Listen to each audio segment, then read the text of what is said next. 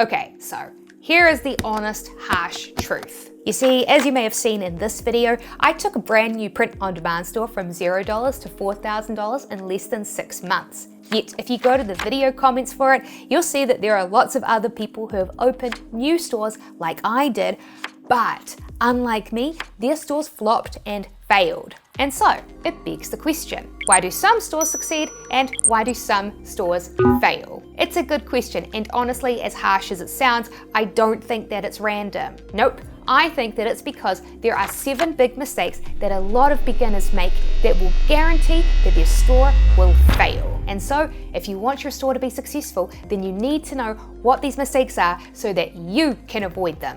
So then, let's get started with mistake number 1, not creating print-on-demand designs that fill a gap in the market. Yes, so that phrase, to fill a gap in the market, it is very important. It means to create a product that people want that does not yet exist. And as I said, I think that it's very important because it is a crucial way to be able to get people to come in and buy products from your store, even though you don't yet have any reviews or social proof. Yep, and to show you why, take a look at this mug here. It is a mug from an Etsy print-on-demand store, Muggy McMuggins. And well, as you can see, the Etsy store is pretty much empty. It has no reviews and it has almost no store branding besides a store logo. They have no store welcome blurb, no store banner, nothing. This store honestly looks incredibly untrustworthy and unprofessional, which I think is a huge shame because if they had just put even a little bit of effort into it, I bet they could have made a lot more money with this. But well, guess what? Despite all of those mistakes, Muggy McMuggins has still managed to get 20 sales in their ugly looking store. And it's all for this one single mug. And you know why this mug has managed to sell 20 copies? I believe it's for 2 reasons. The first reason is that it is, admittedly, a pretty funny gift. But the second reason is that it fills a gap in the market. I did a search on Etsy to see if there were any other mugs on there that were using this funny joke, and I discovered that no one else was selling a mug that featured this joke. It was the only one. And so it is no wonder then that despite the fact that they had an empty, unfinished, unprofessional store with no reviews, that they still managed to get 20 sales because they created a new original product that filled a gap in the market. You can only buy it from them. Which leads me on to the next big mistake I see new print-on-demand stores make, which is mistake number 2, creating copycat stores. So you see, here's the thing, right? You will absolutely see comments left by people on YouTube who will say things like, oh, I uploaded a bunch of designs and no one bought anything.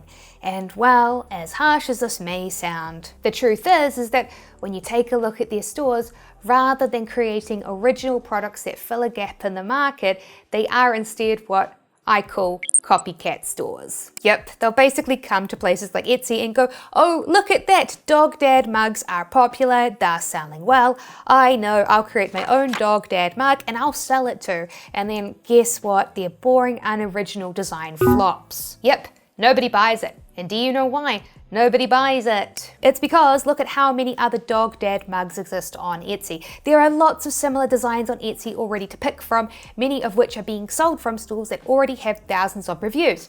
Which begs the question, would you rather buy a dog dad mug from a store with thousands of reviews or a store with no reviews? Obviously, most people would choose to buy it from the store with thousands of reviews, which is why being a copycat store is, in my opinion, a great way to waste a lot of time by spending hours upon hours creating unoriginal designs that nobody wants to buy. Whereas for Muggy McMuggins, they gave themselves a huge advantage by creating an original design that no one else had made yet. Because you think about it, right? Imagine you're an Etsy customer looking for a joke gift to give your coworker and you stumble upon this mug and you go, oh wow, that's hilarious, I want to buy it.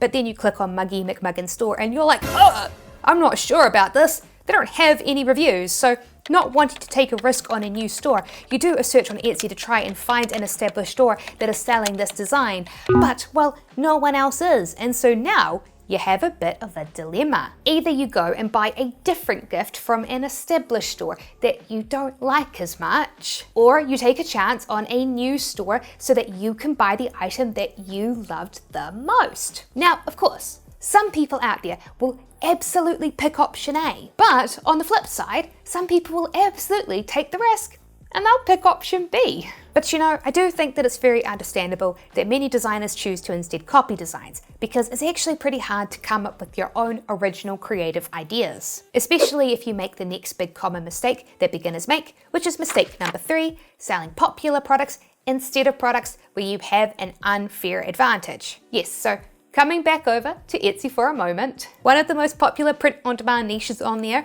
is absolutely dogs. Take for example this custom pet blanket here. The Etsy research app Allura estimates that this has made over $300,000. And that's just one product in this niche. There are lots of others that have all made hundreds of thousands of dollars each.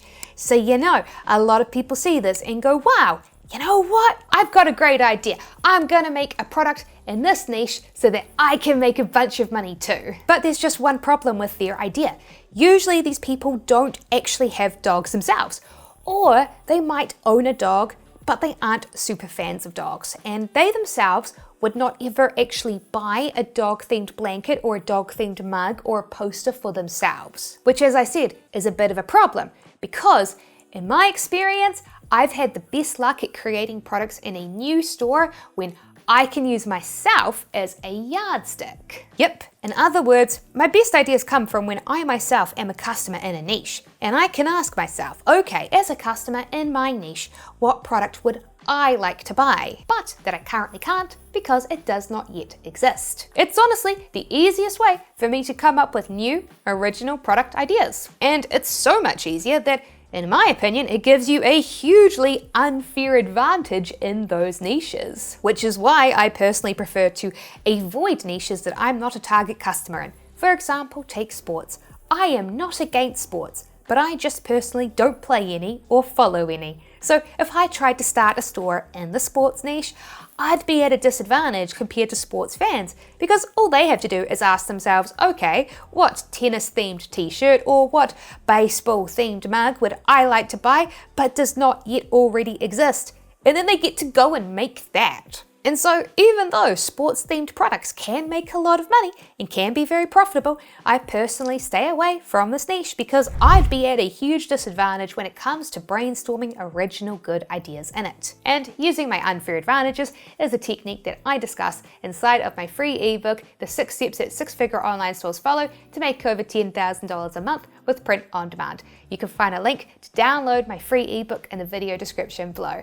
But anyway, back to the video. And we'll move on to the next huge mistake that I see beginners make all the time, which is mistake number 4, hurting their sales by pricing their products too low. Yep, I'll tell you now, I see so many new stores make this mistake. They think that to compete, they need to price their products super low, and as a result, like this person did here, they end up at best breaking even, or sometimes even making a loss, which is absolutely ironic when you consider that if you price your products too low, you risk hurting your sales, not helping them. Which is why oftentimes a lot of stores find that they can just increase their product sales simply by raising up their product prices. And it's because of a psychological cognitive shortcut that most people use when buying products called price quality heuristic. The way it works is pretty simple. You see, let's imagine that you're in a store buying a new laptop. Well, one laptop might cost $1,500 and another might cost $2,000. So how do you figure out which laptop is likely higher quality? Simple, you use the price quality heuristic shortcut. Most people assume that whichever product costs more is likely better. But this is not always true, yet studies show time and time again that people will continuously use this shortcut. Yep, for example, 2 researchers did a psychological pricing study called the denomination effect. What they did was they took a group of study participants and gave them each some chocolate to try, and also told them how much the chocolate cost. They then asked the participants to rate the quality of the chocolate and to also note how much money they would be willing to pay for it. And well, as expected, the more expensive the chocolate was, the better the quality they rated it, and the higher the price that they were willing to pay for it. But guess what? The researchers lied. Yep, the twist was that actually all the chocolate was the same. It was all the exact same chocolate, and it was therefore all priced exactly the same at the supermarket. And This is why, therefore, when people ask me, Sarah, how should I price my products? I usually recommend looking at your competitors and setting your price point somewhere in the middle of theirs. Yep, don't try to match, or even worse, go lower than your competitors who are pricing their products at the low end. Otherwise, you're going to risk people worrying that there's something wrong with your products. But on the flip side, don't match or try to beat the people who are pricing their products at the high end of the market either. Otherwise, people will worry that your product is too expensive and that if they buy it, they're going to get ripped off. Instead, focus on middle ground pricing, because thanks to the psychological phenomena of the anchoring effect, that is what most consumers prefer. They find that it's the middle ground between not buying a bad product, but also not getting ripped off. And actually, this bias can apply to print-on-demand sellers too, which leads me on to mistake number 5, assuming more expensive print-on-demand products are better. Yep, so for example, I recently bought 2 t-shirts from 2 different print-on-demand providers to try through the Printify app. One print provider was Fulfill Engine and the other print provider was Monster Digital. I gave them each the same print image, this image here. And well, you can see that Fulfill Engine's t-shirt was much worse. The colors on the Monster Digital t-shirt print are much closer to the image I gave them. The ramen bowl, for example, in the Fulfill Engine t-shirt looks washed out, whereas Monster Digital printed it pretty much perfectly. So then, it's a no-brainer, right? The Monster Digital t-shirt would cost more than the Fulfill Engine t-shirt. But nope, it wasn't. It was cheaper. Fulfill Engine's t-shirts cost around $14 each, whereas Monster Digital's t-shirts cost around just $11 each. So never assume that price equals quality. Instead, when you're choosing your print providers, make sure to check reviews. Yep, as you can see, currently right now, Fulfill Engine has a rating of 8 out of 2 on Printify as of me filming, whereas Monster Digital has a higher rating of 9.2 out of 10, which matches exactly with what I have seen in this experiment. And speaking of spending money unnecessarily, this leads me on to mistake number 6, using paid traffic in advertising before using free traffic in advertising. Yes, and now I gotta say, before I begin, I do want to point out that I am not against using paid traffic or paid ads. Nope. For example, remember my video experiment where I grew a new store to almost $4,000 a week in just 6 months? Well, in that video, I also shared how in that new Etsy print-on-demand store, I turned $25 of Etsy paid ads into $142. So yes, I do like paid ads and I do use them. However, even I, as someone that likes them and uses them, can admit that they can be a fast way for beginners to lose a lot of money.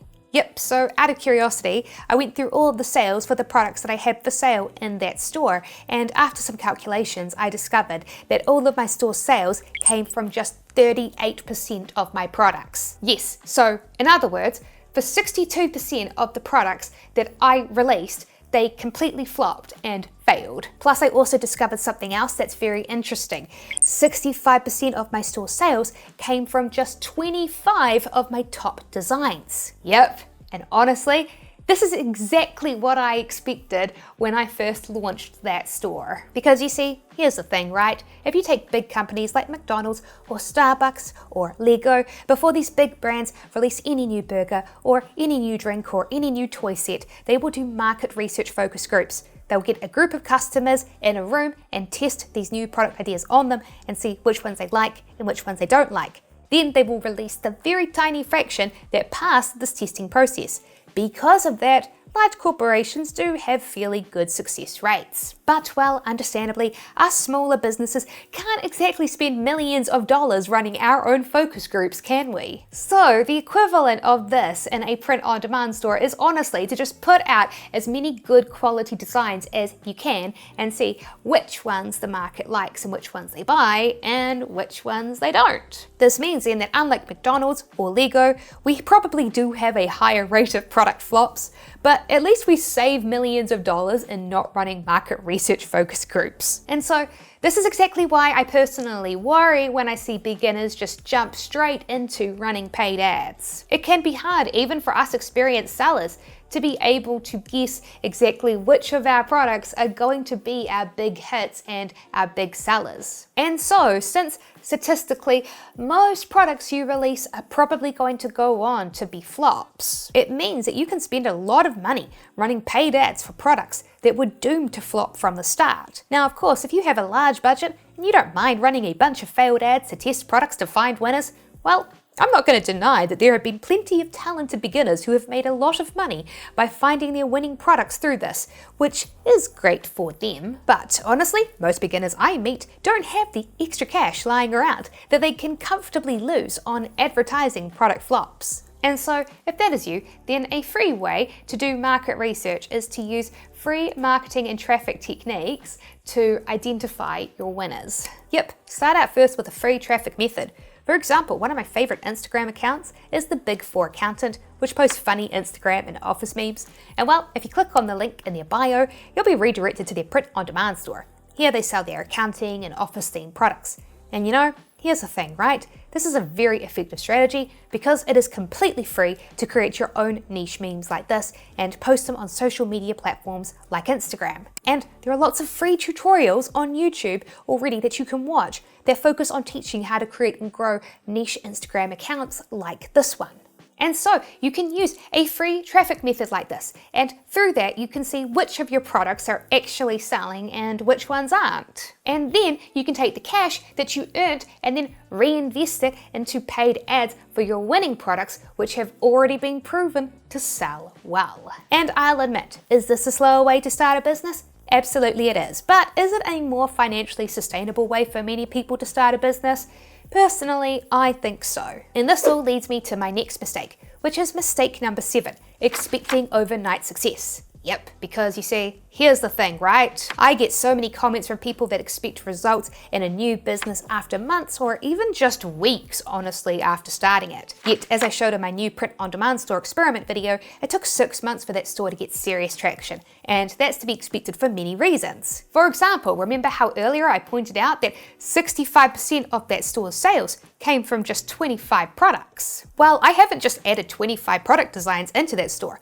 Nope, as I said, I've added hundreds, and like most new business owners, I worked on it in my spare time, and so it took months to get my ideas and turn them into product designs and then post them to the store to find out which of my ideas were losers and which ideas were winners. Building a successful print-on-demand store is a lot like building a snowball. It starts out small, but over time, as a successful store creates winning products that customers love, it grows until eventually the snowball is so big that it is now a snowman. And so then, if you'd like to watch my video where I showed how I took that new print-on-demand store from $0 to nearly $4,000 a week from scratch, be sure to watch my next video here on screen, and I'll see you in the next video.